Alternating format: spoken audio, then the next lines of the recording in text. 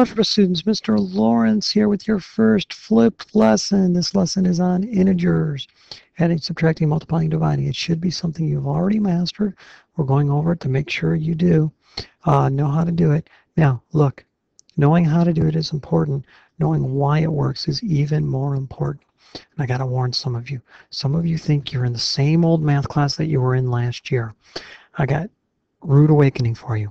This algebra class is a high school level class.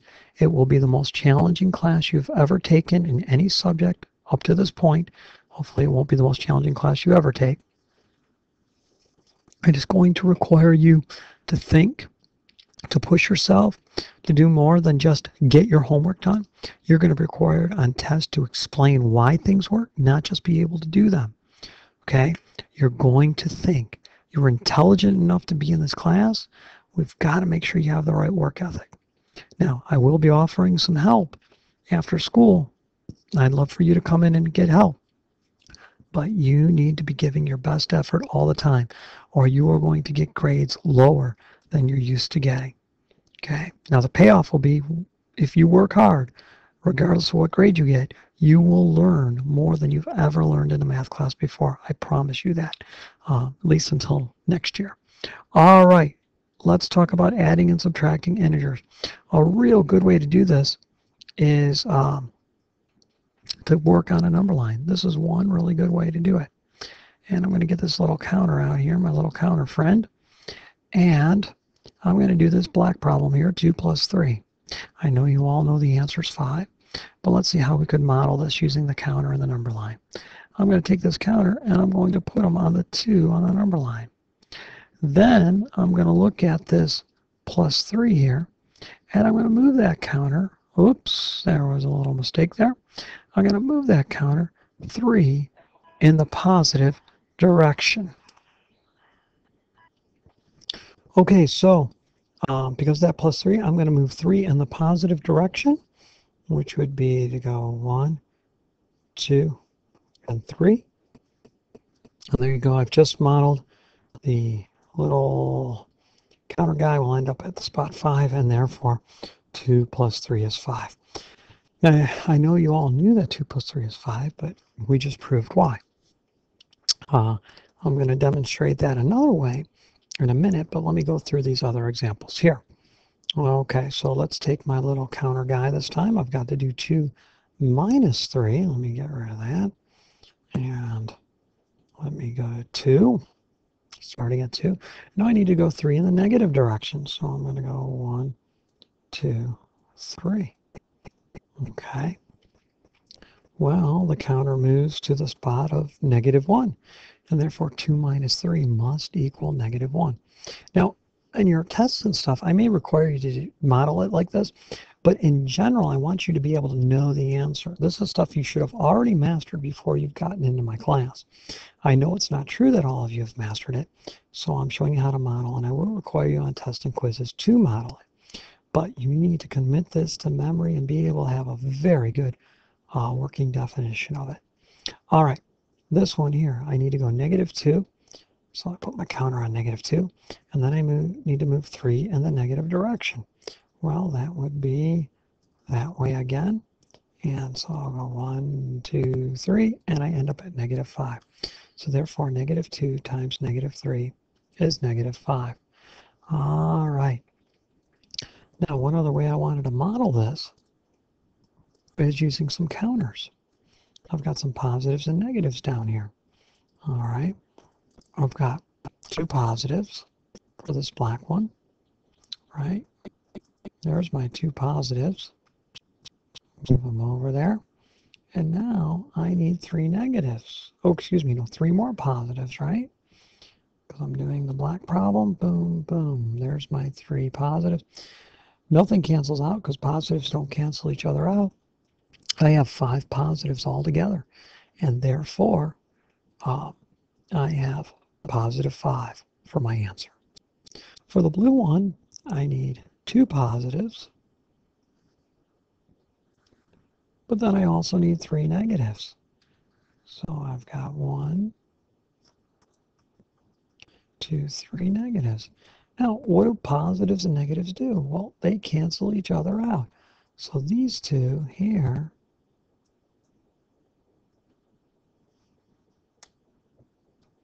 they're gone.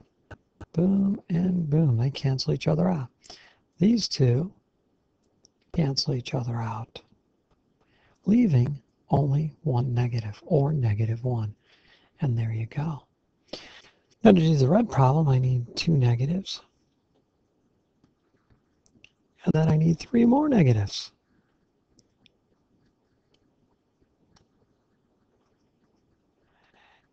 Nothing's going to cancel out because negatives don't cancel each other out.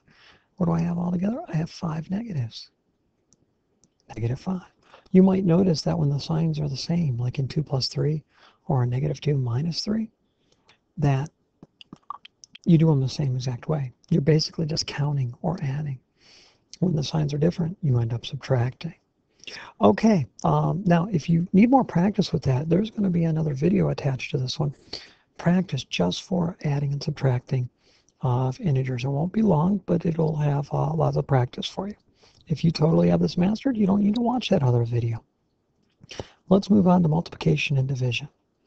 All right, now you see I have a number line here, and I have some little people. These little people are toddlers learning to walk.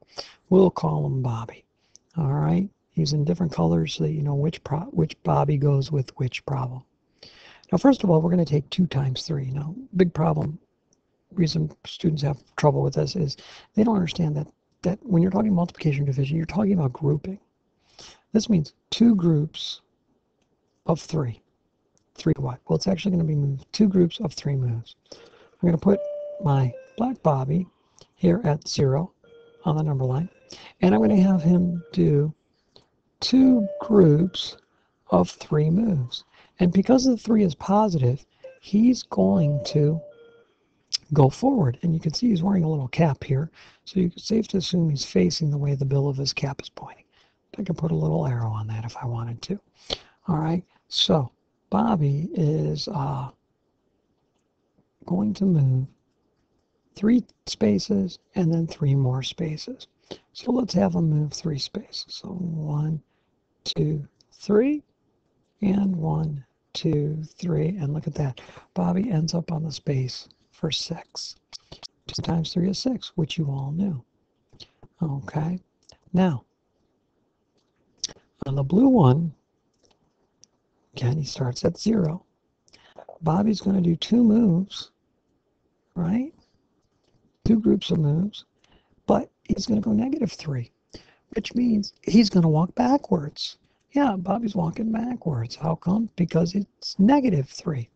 So he's going to go 1, 2, 3, 1, 2, 3, and there you go. Bobby is at -6. So 2 times -3 equals -6. Now, on this one, Bobby's facing the other direction. Why do you suppose Bobby's facing the other direction? Well, if you don't know, I will show you. It's because the 2 is negative.